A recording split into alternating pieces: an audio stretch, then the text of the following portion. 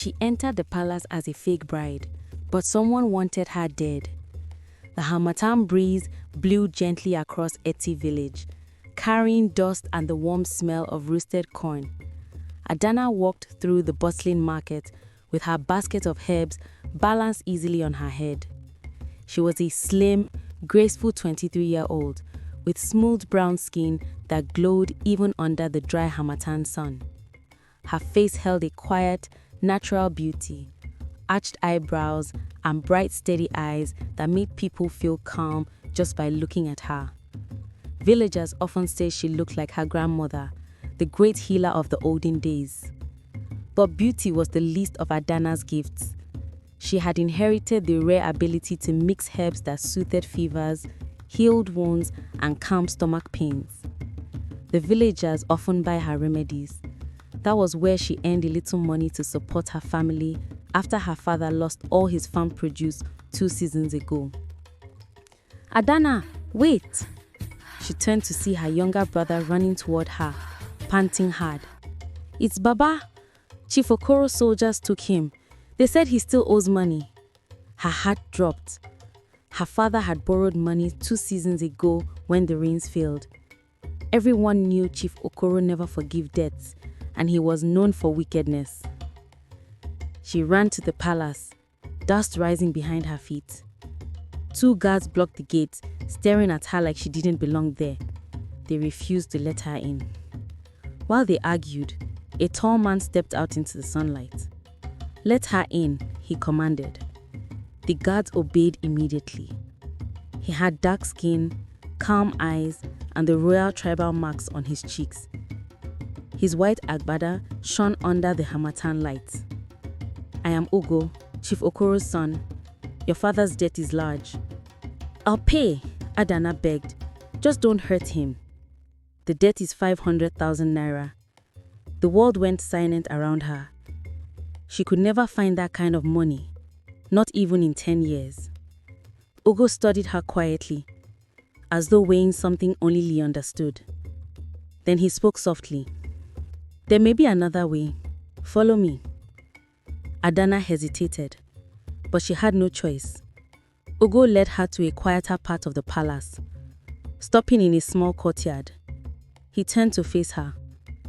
3 years ago, on my wedding day, my bride collapsed and died before we could exchange vows. Since then, every woman chosen for me has fallen ill or suffered strange accidents. People say I am cursed." Adana's breath caught. "A curse? I don't believe it. I believe someone wants to destroy my future. Someone who doesn't want me to marry or have an heir." He stepped closer. "I've been searching for someone who can help me uncover the truth." Adana frowned. "Why me?" "Because you are known for your healing skills, I believe you can help me. And because you are the only person desperate enough to take this risk." He took a slow breath. "Marry me for 1 year, stay in the palace, help me break this so-called curse, or find who is behind it. If you succeed, your father's debt is forgiven, and I will give you 1 million naira." Her body froze. "And if I fail?" she whispered. "Your father remains free," Ugo said gently. "But you leave with nothing." Her chest tightened. Fear battled duty, but her father's life came first. Adana lifted her chin, determination burning behind her eyes. "I accept." Ugo nodded once, relief flickering across his face. "Good," he said. "The wedding is in 3 days." "3 days?" Adana asked, her voice trembling. "Yes. Prepare yourself." The wedding was beautiful, but the eyes watching Adana were not friendly. Chief Okoro looked at her with disgust because he was never in support of the quick marriage. Ugo's uncle, Ade, smiled too much. Ugo's cousin Chike was very happy for him. Later that night, Ugo whispered, "Remember, this is only an arrangement. You have your room, I have mine. But in public, we must act like a husband and wife." Adana nodded, though her heart beat faster whenever his hand brushed hers. Unable to sleep, she wandered into the palace garden. That was when she heard voices behind the house. "She won't last a month," Chike hissed. "The poison in her drinking water will finish her by morning." Adana's stomach turned. She rushed back to her room, checked her water pitcher, and caught the faint bitter smell of oleander, a deadly poison. She poured it out immediately and replaced it with fresh water. She didn't tell Ugo because she thinks that he wouldn't believe her without any proof. She kept it to herself. 3 days later, Adana collapsed during breakfast. Ugo caught her instantly. "Call the healer," someone shouted. Adana gripped Ugo's arm weakly. He carried her to her room and laid her on the bed. "Not again," he cried bitterly. By evening, the entire palace buzzed with fear and confusion. They whispered about curses and death. Some even said preparations for her burial should begin immediately. At midnight, a shadow slipped into her room. Chief Okoro's personal servant. He sprinkled powder over her body and whispered dark words. "You should have died already. This one will finish you." Adana grabbed his wrist. He screamed in shock. Guards rushed in. Ugo followed, eyes blazing.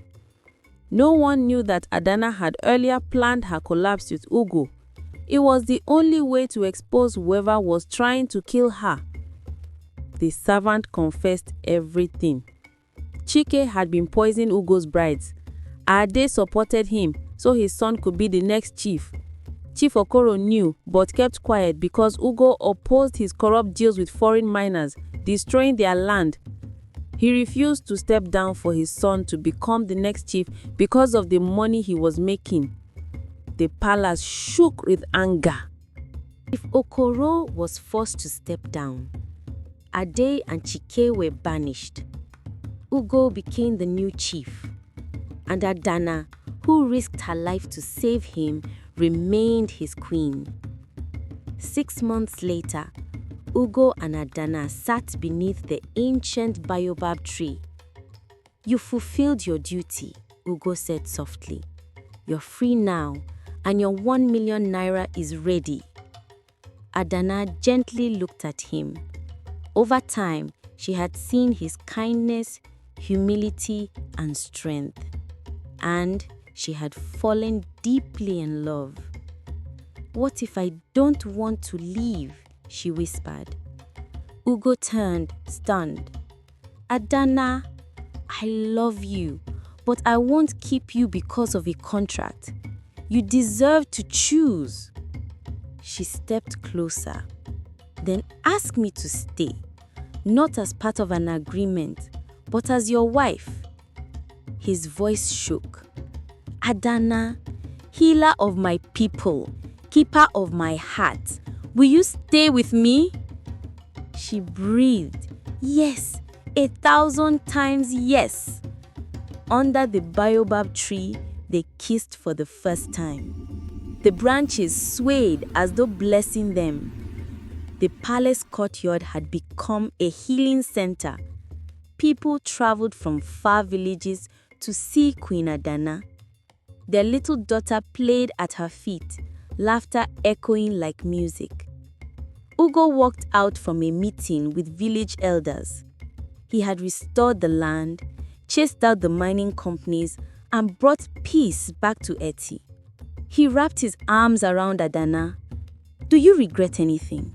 Choosing me, a stranger?" Adana smiled at the golden sky. "I didn't lose anything. I found everything." Ugo kissed her forehead. "The baobab tree is blooming again. They say it blooms only when true love is near." "Then it will bloom forever," she replied. Under the vast African sky, they kissed again. Two people who survived danger and betrayal but chose love anyway. The baobab tree's white flowers opened like stars, blessing them with one truth. Real love isn't something you find.